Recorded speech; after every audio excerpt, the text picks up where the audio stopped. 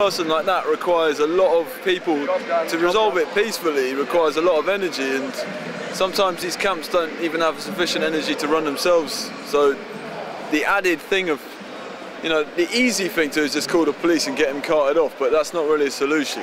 A long run, it's a short-term solution, and obviously it doesn't help society to just have these people coming in and out of prison. Right, just about the eviction notice that you've had. It was yesterday evening or morning?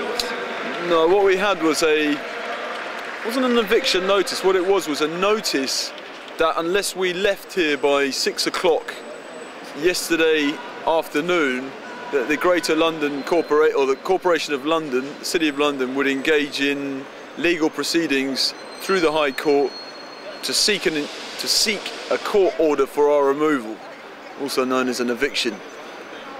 So what are you going to do about it? What's the plan? What's the general sort of attitude towards that?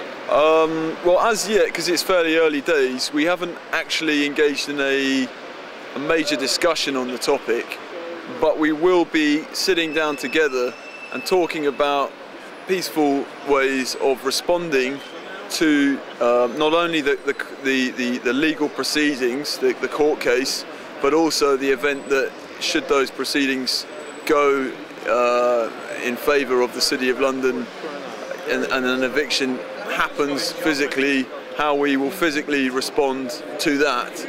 And many of us here are, and the majority, I think, if not everyone here, agrees that the response is, to be effective, we need to be completely peaceful and not use any form of violence in responding to an eviction.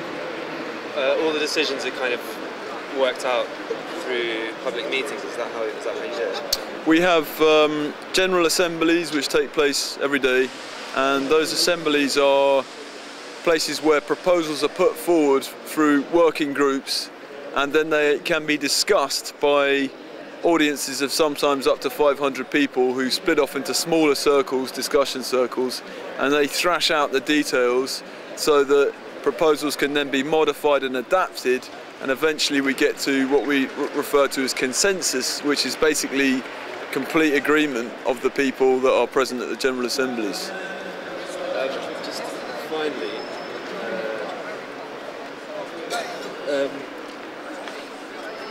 speaking generally, do you think this protest, which potentially is nearing its end, has succeeded? I think as an act of peaceful civil disobedience, this protest has been successful in the sense that it has brought the attention of a great deal of Londoners and indeed the world onto the fact that there are people that are not happy about the current state of affairs in the economic, political structures and social structures around us, and that change is needed. And I think it has provided a very valuable forum for discussion and debate to allow us to develop our ideas as individuals and collectively. And so, yeah, I think it's been successful on many levels, and I certainly don't think that it ends at the point of an eviction. I believe in peaceful civil disobedience as a means of awakening people, and I think that as we see that our government may become more oppressive, that we will respond accordingly and become more radical, and our message can only grow and get stronger. It was a frosty reception that you got from the media at the beginning. What do you think? How do you think the media spin has played off?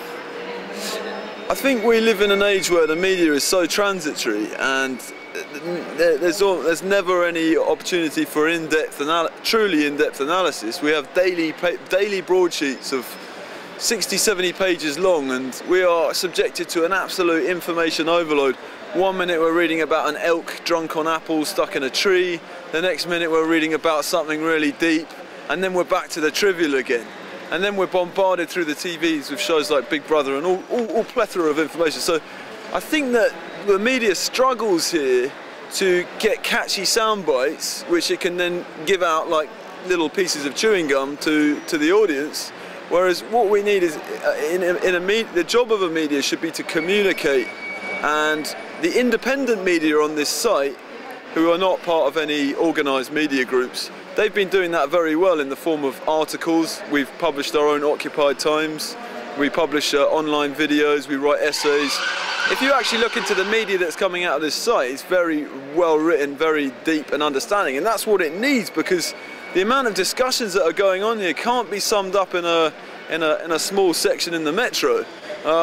They require a more in-depth analysis. So the media struggles here to find anything that they can latch onto, and we're constantly being said that we don't communicate effectively. What it is we're not like a modern political machine like you might find in Downing Street, which relies on catchy sound bites and flashy new words to try and convince everyone. We're here for deeper reasons than that. We're here for substantial, not superficial change. We want to see a massive change in the way that this world is, one which will create a world of equality and justice for all beings. Cool. Perfect. Thanks. Yeah, it's great. Cheers. Speak very well. Oh.